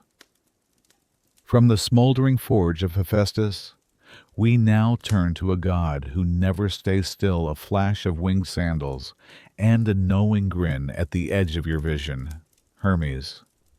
The messenger of the gods, the patron of travelers, merchants, and thieves, and arguably the most charming and dangerously clever of all the Olympians. Unlike the other gods whose power was established through epic battles or grand pronouncements, Hermes' character was defined on the very first day of his life, in a series of acts so precocious they remain astonishing. He was born in a deep secluded cave on Mount Selene, the son of Zeus, and a gentle, shy nymph named Maia. Maia had chosen this cave to hide from the ever-watchful eyes of Hera, and here she gave birth to her son in secret. After swaddling him, she lay down exhausted and fell into a deep sleep. But Hermes was no ordinary infant. The moment his mother's breathing grew steady, his eyes flickered open, already gleaming with a sharp intelligence. The swaddling bands could not hold him. He wiggled free, crawled out of his crib, and stood up ready for an adventure. The world was new, and he was bored. As he tiptoed out of the cave, the first thing he encountered was a tortoise ambling slowly past the entrance. A different child might have simply watched it go by. Hermes saw potential. With a quick, guiltless flick of his wrist, he scooped up the creature, killed it, and hollowed out its shell. He stretched the hide of a cow he had killed across the opening, affixed 2 arms, and strung 7 strings of sheep gut across a bridge. In the space of a few minutes on the first morning of his life, Hermes had invented the lyre. But his ambitions for the day were not yet satisfied. He journeyed to the pastures where the god Apollo grazed his magnificent immortal cattle. Under the cover of dusk, the infant god stole 50 of the finest beasts from his older brother's herd. And he did so with unparalleled cunning. To disguise his tracks, he wove sandals of bark and wicker to cover his own tiny feet. And more ingeniously, he forced the cattle to walk backward so that their hoof prints would appear to be leading toward the pasture, not away from it. He led them across the country, finally hiding them in a cave near Pylos. After sacrificing 2 of them to the 12 gods cheekily, including himself as the 12th, he returned to his home cave on Mount Selene. He slipped back into his crib, pulling the blankets around him and feigning the deep, innocent sleep of a newborn, the newly invented lyre tucked by his side. It had been a busy first day. The story of the stolen cattle, of course, did not end there. Apollo, the god of prophecy, soon realized his herd was missing, and through his oracular powers, traced the theft back to the cave on Mount Selene. He stormed in and confronted the baby Hermes, who looked up at him with wide, innocent eyes and swore he had no idea what a cow even was. "I was only born yesterday," he cooed, but Apollo was not fooled. He hauled the infant trickster before their father Zeus on Mount Olympus to be judged. Hermes, with astounding audacity, continued his act of innocence, even accusing the mighty Apollo of being a bully. Zeus, far from being angry, was utterly delighted by the cleverness and sheer nerve of his newborn son. He roared with laughter, but ordered Hermes to return the cattle. It was then that Hermes played his final card. He picked up the lyre he had invented and began to play. The music was so beautiful, so enchanting, that it captivated even the god of music himself. Apollo was mesmerized. He forgot his anger, forgot his cattle, and offered to let Hermes keep the herd in exchange for the tortoise-shell instrument. The deal was struck. The first act of commerce born of theft and artistry was complete, and Hermes had established himself as the master of negotiation. This story perfectly encapsulates his domain. He is the god of transitions, of movement, of crossing lines, both literal and figurative. His most famous role is that of the Angelos, the messenger of the gods. With his winged sandals that allowed him to fly faster than the wind, and his winged cap, he was the go-between, the one who could travel between the 3 realms of heaven, earth, and the underworld. He carried the edicts of Zeus, guided heroes, and delivered messages that could change the course of fate. He was the god of communication, the divine diplomat, whose speed was matched only by his wit. But perhaps his most solemn and important duty was that of the psychopampos, the guide of souls. When a mortal died, it was Hermes who would appear a quiet and gentle presence to take their hand and lead them on their final journey to the banks of the river Styx. In this role, he was not a trickster. He was a comforter, a reassuring figure in the terrifying moment of transition from life to death. He was the protector of travelers, not just on the roads of the earth, but on that final unknown road as well. It is for this reason that the Greeks revered him at crossroads, marking them with stone pillars called herms. These pillars, often topped with his head and a symbol of fertility, were placed at boundaries, gates, and doorways, recognizing Hermes as the god who stands in the in-between spaces, the one who ensures safe passage from one place or one state of being to the next. Now, we venture from the well-trod paths of Olympus to its wild, intoxicating fringes to meet a god who was both an Olympian and an outsider, a god whose very birth defied the natural order. Dionysus, the god of wine theater madness and ecstasy. His story is one of transformation of suffering and of a joy so profound it borders on terror. He is the god who reminds us that the line between civilization and chaos is dangerously thin. His origin is one of the most tragic and bizarre in all mythology. He was the son of Zeus and a mortal woman, Semele, the beautiful princess of Thebes. Theirs was a secret, passionate affair. Zeus would visit her at night, cloaked in darkness, to hide his divine identity. But their love was discovered by Hera, whose jealousy, as we know, was a creative and destructive force. The queen of the gods did not confront Zeus directly. Instead, she disguised herself as an old trusted nurse and befriended the young princess. Day by day, the disguised Hera planted seeds of doubt in Semele's mind. "If your lover is truly Zeus," she whispered, "why does he hide himself from you? Perhaps he is a monster, or a lesser spirit tricking you. You must ask him to prove his love. You must ask him to show you his true divine form." Semele, young and insecure, fell for the ruse. The next time Zeus came to her, she made him swear a binding oath upon the sacred river Styx that he would grant her any one wish. Zeus, lost in his love for her, foolishly agreed, and then she made her request, "Show me your glory, appear to me as you appear to your wife Hera." Zeus cried out in despair. He knew what would happen, but the oath was unbreakable. He had no choice. He returned to her in his full divine majesty, not as a man, but as a living storm of lightning and thunder. No mortal body could withstand such a sight. The raw power of his presence incinerated Semele, instantly turning her to ash. But as she burned, Zeus saw that she had been pregnant. In a desperate act to save his unborn child, he plucked the tiny, premature infant from the ashes. His own body then became the womb. Zeus cut open his thigh, placed the infant inside, and sewed the flesh back up. For the remaining months of the pregnancy, he carried his son within his own leg. When the time came, Dionysus was born again, this time from the thigh of the king of the gods. This makes him unique, a god who was born of a mortal woman, who died with her and was then resurrected from the body of a god. He was the twice-born, a deity who had passed through death before he had even truly lived forever, marking him as a god who walked the boundary between worlds, mortal and divine, life and death, joy and suffering.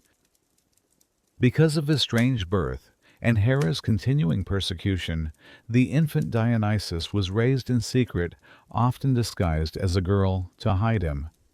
He grew up wandering the earth, traveling to distant lands like India and Asia Minor, spreading his primary gift to mankind, the cultivation of the vine and the art of winemaking.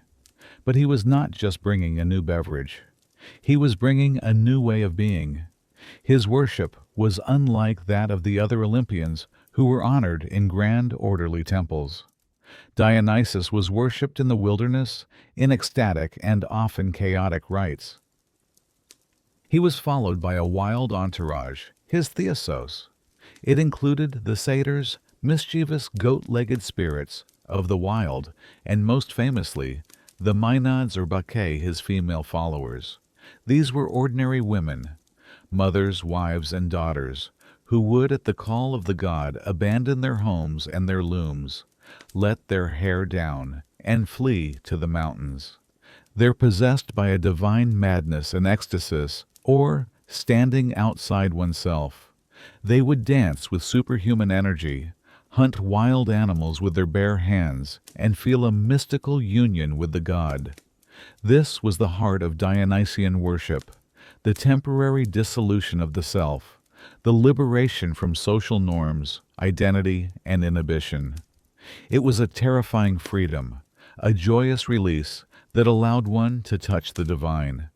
It is from these choral dances and masked rituals in honor of Dionysus that Greek tragedy and comedy were born. The theater was his temple. Yet there was a dark side to this ecstasy. To resist Dionysus, to deny the wild, irrational part of human nature that he represented, was to invite destruction. The most chilling story of this is the tale of King Pentheus of Thebes. Dionysus's own cousin.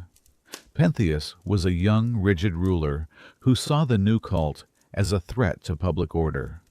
He banned the worship of Dionysus and imprisoned the god himself, who had come to Thebes disguised as a gentle priest. Dionysus, of course, escaped his chains effortlessly, but he did not strike Pentheus down with a thunderbolt. His revenge was psychological, a slow, horrifying unraveling of the king's sanity. He played on Pentheus's repressed curiosity, convincing the king that the only way to truly understand the Maenads' secret rites was to spy on them. He helped the king disguise himself as a woman, a Maenad, and led him up the mountain. He perched the king on top of a tall pine tree to get a better view. Then Dionysus's voice boomed through the clearing, pointing out the intruder to his frenzied followers. The Maenads, in their god-induced madness, did not see their king. They saw a wild mountain lion. They swarmed the tree and tore it down. The first to reach him was his own mother Agave. Not recognizing her son, she wrenched his head from his shoulders, placed it on her staff, and led the other women back to the city in a triumphant procession, believing she carried the head of a slain lion. The story is a grim warning. If you try to violently repress the irrational, it will not disappear. It will turn on you and tear you apart. Now let us take a breath. Let us step away from the wild mountains of Dionysus and the clashing egos of the other gods and turn our gaze toward the center, to a quiet, steady flame that burns at the heart of Olympus and in every home. We turn to the most gentle, the most modest, and perhaps the most essential of all the gods, Hestia, goddess of the hearth. Her story is not one of epic battles, scandalous affairs, or dramatic revenge. Her story is one of stillness of presence and of a quiet power so fundamental that it is often overlooked. She was the firstborn child of Cronus and Rhea. As the eldest, she was the first to suffer her father's terrible fate, the first to be swallowed whole into the darkness of his belly. When Zeus finally freed his siblings, she was the last to emerge. This gives her a unique and poetic position. She is both the Alpha and the Omega of the original Olympians, the first and the last, the beginning and the end. She encompasses the entire generation. This cyclical nature is fitting for a goddess whose symbol, the circular hearth, represents community continuity and eternity. Despite her status as one of the eldest and most respected gods, Hestia is a figure of profound humility. She has almost no personal mythology.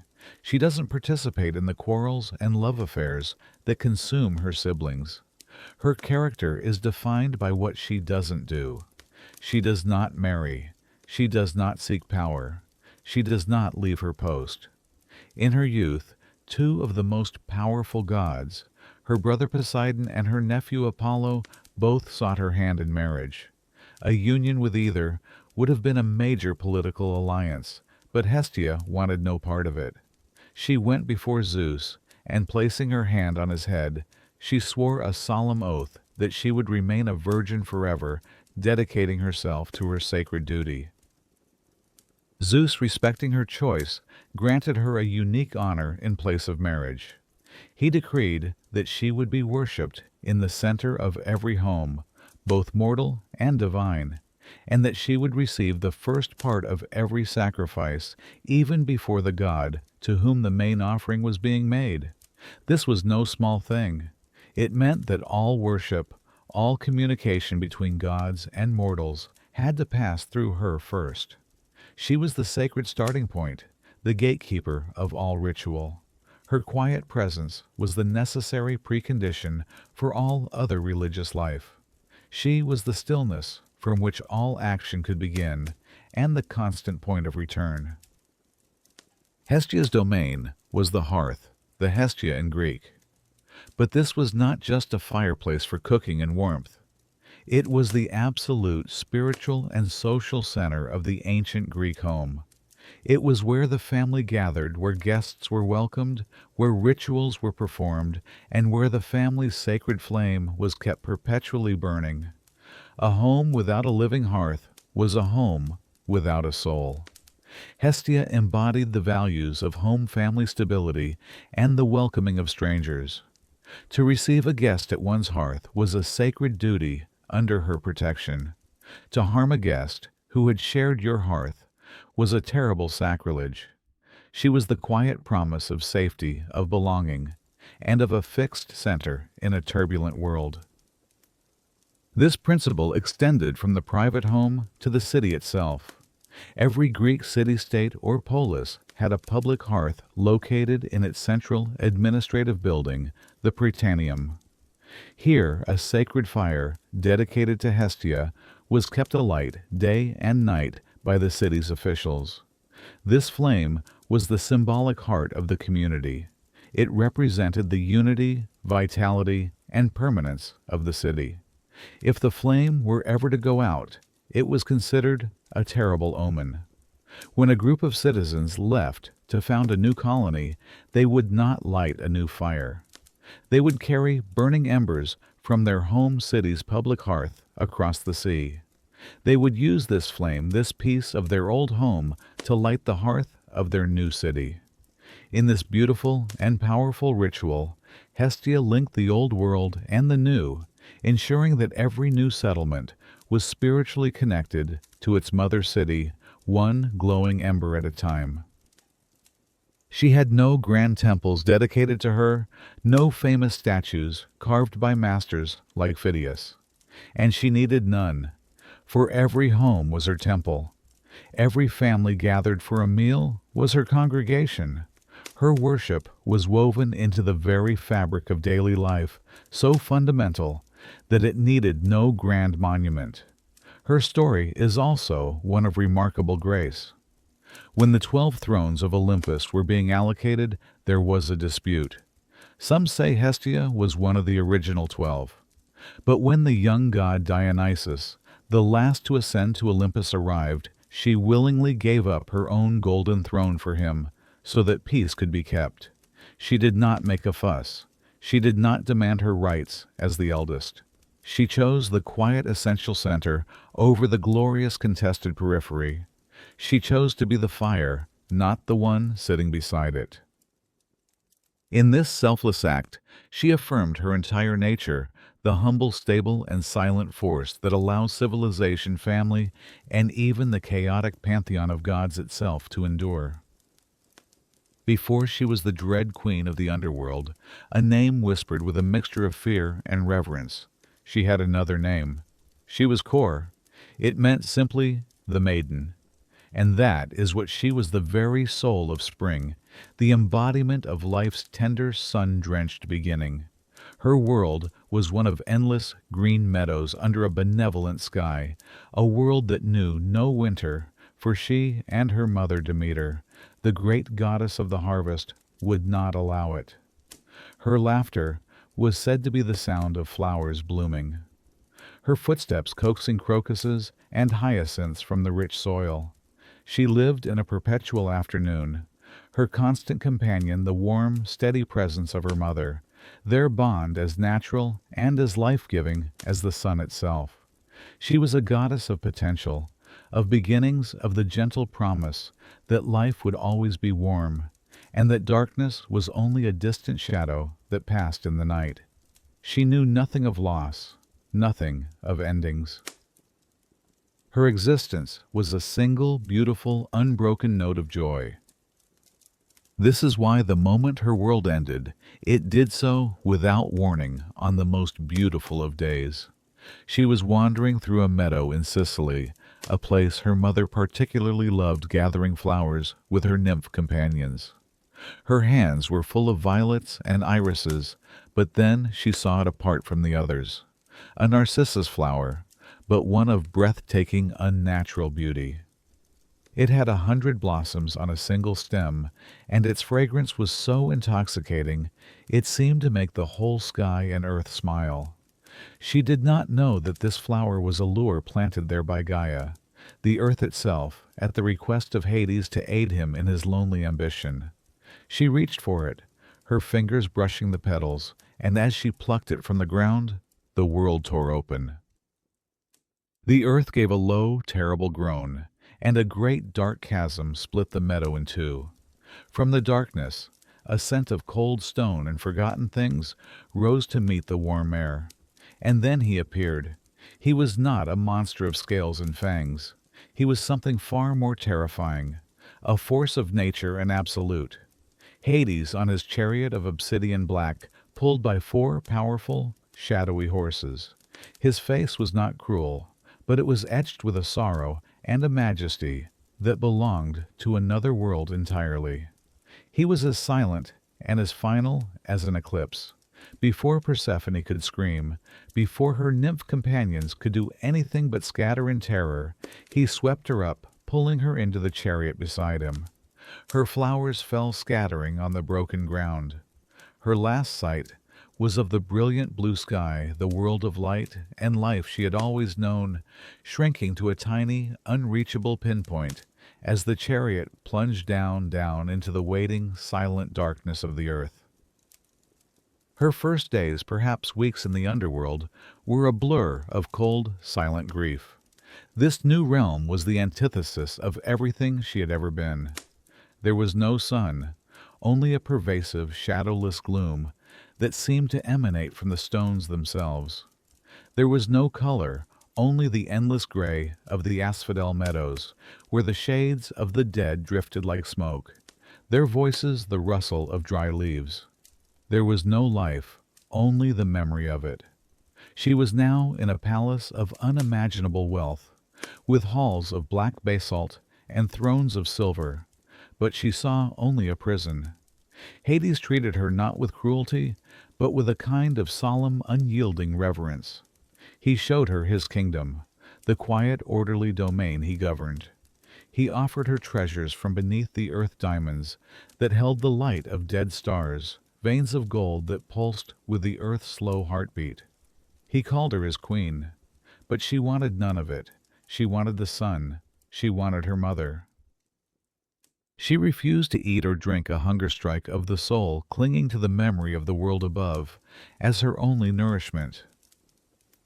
But time moves differently in the land of the dead, and grief, even a goddess's grief, can change its shape. Her initial terror slowly gave way to a kind of listless observation. She began to see the quiet dignity in her husband's lonely work, the immense burden of being the shepherd to all that was lost. She saw the justice in his judgments, the peace he afforded to the weary souls. She was still a captive, but her understanding of her cage was beginning to shift. Then Hermes arrived, the messenger god, a flash of warmth and light in the gloom. He brought news a deal had been struck. Her mother's grief had frozen the world, and Zeus had commanded that she be returned. Hope, sharp and painful, pierced through her. But just as she was preparing to leave, her husband Hades approached her. His expression was as always unreadable. He offered her a single piece of fruit, a pomegranate, its skin dark as a twilight sky, its seeds like glistening jewels. "You must be hungry," was all he said. In that moment, a choice was made. The myths are divided on why. Perhaps it was a moment of simple human weakness, a pang of hunger after so long. Perhaps Hades, with his quiet, persuasive power, had finally enchanted her. Or perhaps, in a gesture no one else could understand, it was her first act of agency in this new world, an acknowledgement, subconscious or not, that a part of her now belonged to this place of shadows and memory, a choice to bind herself, not just to him, but to the wisdom and power that came with being queen of this dark, silent, and essential kingdom. She took the fruit and ate 6 seeds. The act was small, quiet, and irreversible. It sealed her fate, not as a captive, but as a ruler of 2 worlds. She would return to the sun, but she would always carry the darkness within her, a queen of both the bloom and the blight, the living and the dead.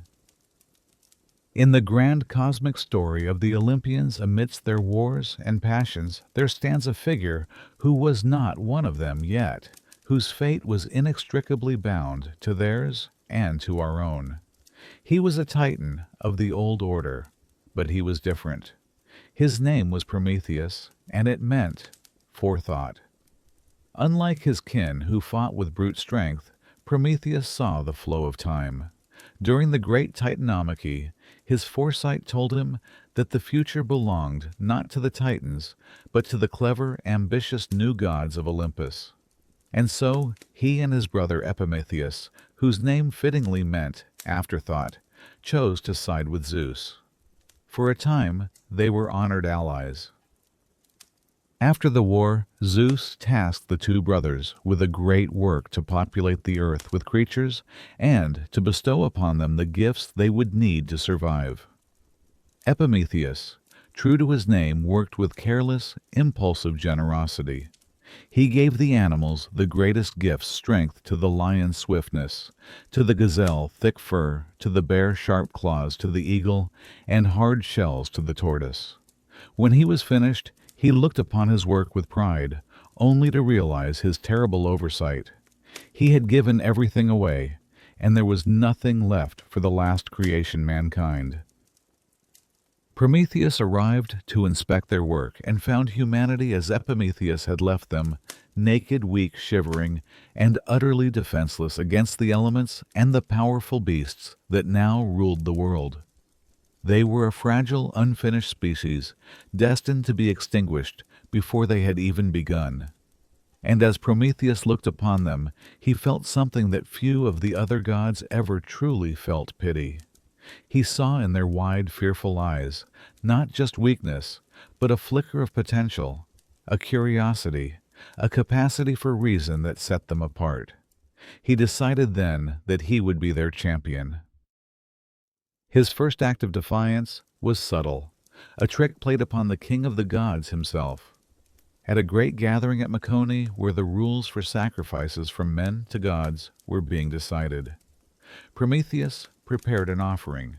He butchered a great ox and divided it into two portions.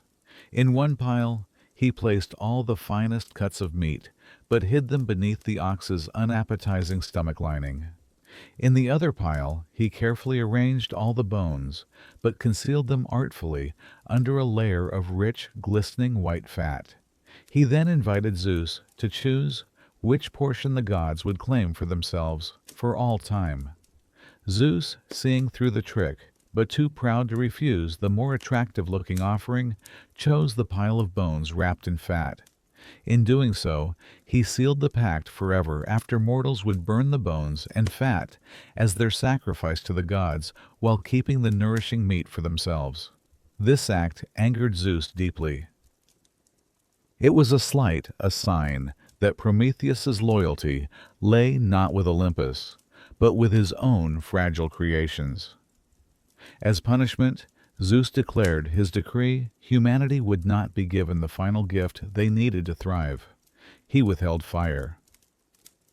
Imagine the world of early man without fire. The nights were absolute, a cold, terrifying darkness, filled with the sounds of predators. Food was eaten raw. The winter winds brought sickness and death.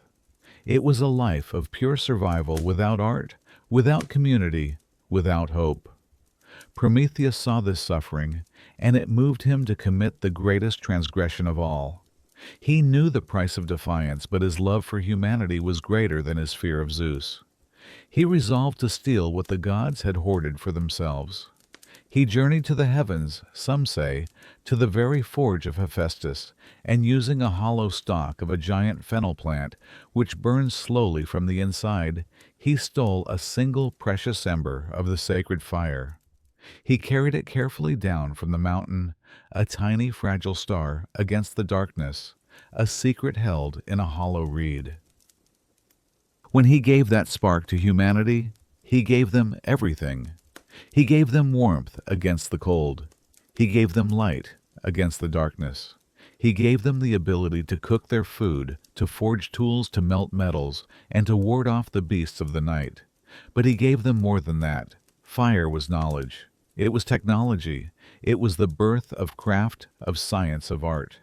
It was the beginning of civilization itself. With this single gift, Prometheus elevated mankind from helpless animals to masters of their own destiny, forever blurring the sacred line between mortal and divine. And for this act of love, he would face a punishment of unimaginable eternal cruelty. Zeus's rage was absolute. This was not merely theft. It was a fundamental challenge to the order of the cosmos. He ordered his servants, force and violence, to seize Prometheus and drag him to the highest, most desolate peaks of the Caucasus Mountains. There, Hephaestus, with a heavy heart, was commanded to chain his fellow creator to the unyielding rock face with unbreakable bonds of adamant. Every day, for all eternity, a great eagle, the personal emblem of Zeus, would fly to the mountain. It would land upon Prometheus's chest, and with its sharp beak it would tear open his flesh and feast upon his liver. And because he was immortal, the liver would grow back completely every night, only for the eagle to return at dawn to begin its gruesome work anew. It was a cycle of perfect, unending agony. Yet even in his torment, Prometheus remained unbroken.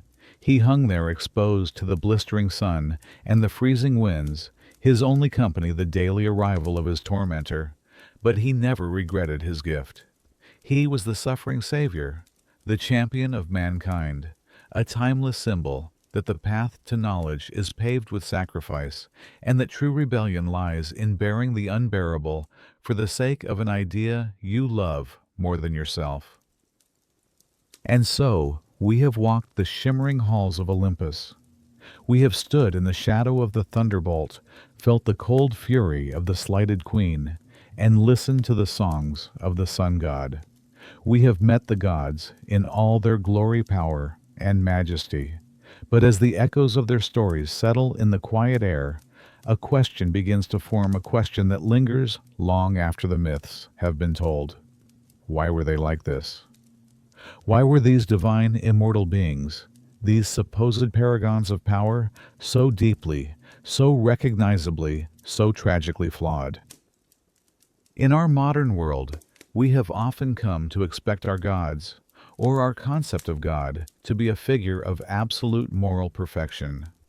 Omniscient, omnibenevolent, a perfect ideal to which we must aspire. The gods of Olympus were not that. They were not created to be simple, moral signposts. Zeus was the guardian of justice, yet his personal life was a tapestry of infidelity and deception. Hera was the goddess of marriage, yet she was consumed by a jealousy that drove her to torment the innocent. Apollo was the god of reason and light, yet he could be a cruel and petulant lover. Aphrodite, the embodiment of love, sparked a catastrophic war out of pure vanity. These are not the actions of perfect beings. They are the actions of beings who are painfully, recognizably human. This, perhaps, is the central genius of the Greek mythological imagination. The gods of Olympus were not conceived as distant, unknowable abstractions. They were conceived as a mirror. They were a cosmic stage upon which the ancient Greeks projected the full complex and often contradictory spectrum of their own human nature, magnified to an epic and terrifying scale. The raw ambition of a rising politician could be seen in Zeus's climb to power. The bitter resentment of a wronged spouse was given a divine voice in the fury of Hera. The unpredictable rage of the natural world, the sudden devastating earthquake, or the storm that sinks a fleet, was given a face and a name in Poseidon. The gods were not an escape from the human condition. They were its ultimate expression. Their flaws served a profound purpose. They were a constant living warning to mortals against the dangers of hubris. This is perhaps the most important concept in all of Greek tragedy, the idea of prideful arrogance of a mortal overstepping their bounds and defying the natural order. Because the gods themselves were so prone to jealousy, pride, and vanity, it created a universe where mortals had to tread with extreme caution.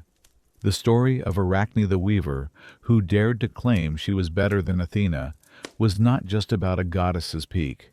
It was a lesson that talent, without humility, is a dangerous thing. The tale of Niobe, who mocked a goddess for having only 2 children, was a brutal reminder that even our greatest joys, like our children, are not ours to boast of before the divine. If the gods had been perfect, the moral landscape would have been simple. But it was their very imperfection that gave the world its psychological depth. It created a reality where justice was not guaranteed, where prayers might go unanswered, where favor could be won or lost on a whim. This reflected the world the Greeks actually lived in, a world of sudden storms, plagues, droughts, and wars, a world that often felt arbitrary and unfair. Their gods were not a denial of this reality. They were an explanation for it. The universe was unpredictable because its rulers were unpredictable. They were not bound by human logic, and that was the entire point. They could be reasoned with, yes, bargained with, placated with sacrifices, and sometimes even outwitted. But they could never be fully understood, and they could never be completely trusted. When the ancient Greeks looked up towards the cloud-shrouded peak of Olympus, they saw something more than just a pantheon of distant rulers. They saw a reflection of themselves. They saw their capacity for great wisdom in Athena and their capacity for mindless violence in Ares. They saw their boundless creativity in Hephaestus and their potential for self-destructive passion in Aphrodite. The gods were not a perfect ideal to strive for. They were a grand, divine family drama, a mirror that showed humanity its own glittering flaws, its noblest aspirations, and its most tragic contradictions. In creating gods who were so very human, the Greeks gave us not a simple rule book for life, but a timeless, compassionate, and terrifyingly honest portrait of what it means to be alive in a world full of beauty, chaos, and uncertainty. And so our journey to the peak of Olympus comes to a close for tonight. The great golden halls have fallen silent. The lyres are put away. The resounding laughter has faded into a soft echo, and the arguments have been settled, at least for now. The great fire in the central hearth, tended by Hestia, burns low, its embers glowing with a soft, steady warmth. The gods have retreated to their own chambers, their stories told, their passions spent. Outside on the celestial mountain, the only sound is the gentle sigh of the wind as it moves through the marble columns, and the only light is from the cold, distant wheeling of the stars, the same stars that once looked down upon ancient Troy and the island of Crete. The gods are at rest. And here in your own quiet space, the world can finally fall away. Let the figures we have met tonight, the proud king, the vengeful queen, the moody sea god, and the lord of the silent realm, fade from sharp focus into soft, gentle shadows. Their stories will be here for you again another time. Their dramas are eternal, but your rest is for now. Let your thoughts soften and drift like leaves on the surface of Lethe, the gentle river of forgetfulness, washing away the cares of the day. Feel the weight of your body sinking deeper into comfort, held safely by the stillness of your room. There are no more quests to undertake, no more monsters to face, no more prophecies to decipher. There is only this moment, this quiet, this peace. The fire in the great hearth is burning low, and Hestia, the keeper of the quiet center, watches over your rest. Let the warmth of that eternal flame soothe your mind. Sleep now. You are safe here under the watchful gaze of a silent, ancient sky. The stories are over. The world can wait until morning. Sleep well.